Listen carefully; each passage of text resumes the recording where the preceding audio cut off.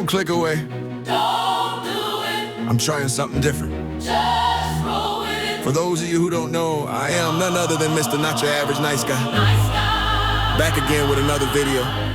You know it's been a while, but let's get to it. Okay, listen. There's been a stir going around lately about these pastors of these mega churches who decided they don't really feel obligated to the general public. You know there was this situation where a TikToker was calling around to talk to pastors to see if they can get help feeding their baby, and I get it right. Let's be honest. Personally, I don't believe that the lady deserved any kind of help. Why? Because she was deceiving the Lord. That's right. The situation was totally fictional. It was a fabrication of a mind in order to see if divine provisions would really flow forth. But you know, it seems that the devil was working overtime to make sure that he matched energy, and she was met with a resounding no from the majority of the people she asked. Now don't get me wrong, I do believe that turnabout is fair play, but those guys had no way of knowing that this was fictional. For all they know, that fake baby crying sound in the background was real, and they still told her no.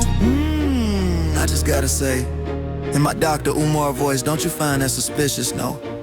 Huh? What? Not even in the least bit? Okay, well consider this right. I'm not a Bible thumper myself, but when a whole bunch of musty, hungry people found themselves surrounding Jesus, he took a loaf of bread, give or take. Forgive me, I could be wrong, and a couple measly pieces of fish and fed a whole crowd. Now listen, didn't somewhere in the Holy Word it stated that, and I quote, "The miracles I do, you'll perform them and greater." So you mean to tell me that a mega church couldn't, find it in their heart to follow in their Savior's footsteps? I don't know. Maybe I'm judging them too hard. I mean, you know people can be lazy nowadays and want handouts. I'm talking 10% of your earnings, just for existing. Wait, my bad, I'm confusing the general public with your pastor. And okay, scratch that, let's start over, my bad if I offended your sensibilities. Please, I apologize, don't crucify me. I've done it again, no pun intended. But another note going back to the whole Jesus thing, right? If you remember, he made it a point to freak with the downtrodden and cast out to the day, right? And I'm not gonna lie to you, I kinda understand why now, because there was a situation that happened after this where they tried this same experiment on some people who they believed to be run-of-the-mill sidewalk pharmaceutical salesmen, aka D-boys. 7 of them, in fact, the type of guys that the media tell you were low lives and degenerates who destroy their community. Well, what do you think happened when the community called upon them to offer up their assistance? You guessed it right.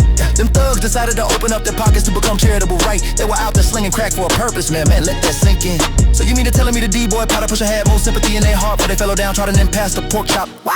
And you know what's the crazy part about it? When you really think about it, when the government and local institutions decide to play high on a horse and neglect the lowly of the community, it seems like the underbelly is said communities often step up to make sure the community is okay and fill the gaps. I don't know, man, in my opinion, this doesn't look too well when it comes to these mega churches. What's the point of having them around if they are only going to usher people in to run their pockets and then usher them out without any bit of assistance?